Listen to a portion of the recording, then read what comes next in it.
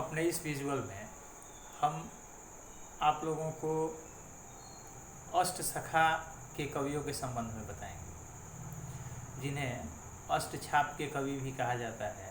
और ये अष्टछाप या अष्टसखा जो है, इसकी स्थापना सन 1565 ईस्वी में गोस्वामी वल्लभाचार्य के पुत्र विट्ठलनाथ ने की थी। यानी इसके संस्थापक जो थे, यदि आपसे प्रश्न पूछा जाता है कि अष्टसखा की स्थापना किसके द्वारा की गई या अष्टसखा के संस्थापक कौन थे, तो इसका उत्तर है गोस्वामी विट्ठलनाथ। और यदि यह पूछा जाता है कि अष्टसखा या अष्टछाप की स्थापना कब की गई, तो इसका उत्तर है 1565 ईस्वी। अब इसकी स्थापना के पीछे के उद्देश्य को जानिए। इसकी स्थापना गोस्वामी विट्ठलनाथ के द्वारा गुरु शिष्य परंपरा को पुनर्जीवित करने के लिए की गई थी। गुरु शिष्य परंपरा को कायम रखने के लिए, गुरु शिष्य परंपरा का महत्व समाज के सामने बना रहे, यह बताने के लिए गोस्वामी विट्ठलनाथ ने, जो कि वल्लभाचार्य के पुत्र थे, इसकी स्थापना सन 1565 ईस्वी में की थी। इसमें उन्होंने 4 अपने पिता के शिष्यों को रखा और 4 अपने शिष्यों को रखा। गोस्वामी वल्लभाचार्य के शिष्यों का जिक्र 84 वैष्णवन की वार्ता नामक पुस्तक में, जो कि गोकुलनाथ के द्वारा रचित है, मिलती है। और विट्ठलनाथ के शिष्यों की चर्चा 200 वैष्णवन की वार्ता में मिलती है। वल्लभाचार्य के शिष्यों में जिनको इस अष्टसखा या अष्टछाप में शामिल किया गया, उनमें थे कुंभनदास, सूरदास, परमानंद दास और कृष्णदास। नाम एक बार फिर से सुन लें: कुंभनदास, सूरदास, परमानंद दास और कृष्णदास।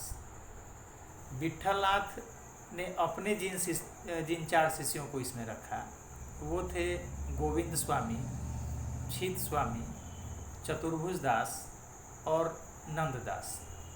यानी अष्टछाप के 8 कवि हो गए क्रम से: कुंभनदास, सूरदास, परमानंद दास और कृष्णदास। गोविंद स्वामी, छीत स्वामी, चतुर्भुज दास और नंददास। ये इन 8 लोगों को मिला करके अष्टसखा या अष्टछाप की स्थापना की गई थी। इन सभी लोगों ने ब्रज भाषा में अपने अपने काव्य रचे। यानी इनकी रचना जो है वो ब्रज भाषा में है। इन 8 कवियों की रचना ब्रज भाषा में है। जहाँ तक इन कवियों के बारे में कहा जाता है या माना जाएगा, या ये सर्वमान्य है, कि इनमें आला दर्जे के संगीतकार भी थे, आला दर्जे के गीतकार भी थे, आला दर्जे के कवि भी थे, श्रेष्ठ राजनीतिज्ञ थे, श्रेष्ठ समाज सुधारक थे, श्रेष्ठ चिंतक थे।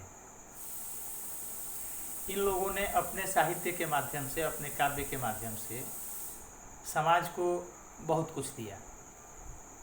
यानी इनकी ये अष्टछाप के कवियों की छाप आज तक समाज पर है।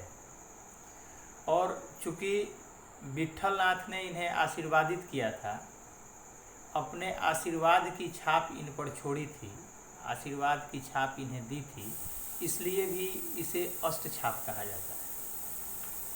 ऐसा माना जाता है कि ये प्रभावशाली रूप से, यानी प्रभावी रूप से इसका प्रभाव जो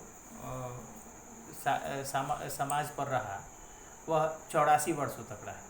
लेकिन ये कहने की बात है, 84 वर्षों तक ही नहीं, 1565 ईस्वी में जो स्थापना की गई थी, उसका प्रभाव हम आज तक देखते हैं। गुरु शिष्य परंपरा समाज में आज भी कायम है, चाहे जिस रूप में हो, जैसे हो। आज भी शिष्यों के लिए गुरु की प्रधानता है और गुरु भी अपने शिष्यों से उतना ही स्नेह, उतना ही लगाव रखते हैं। यानी जो जो इसका उद्देश्य था, जिसके लिए यह बनाया गया था, वह आज तक कायम है, आज तक चल रहा है।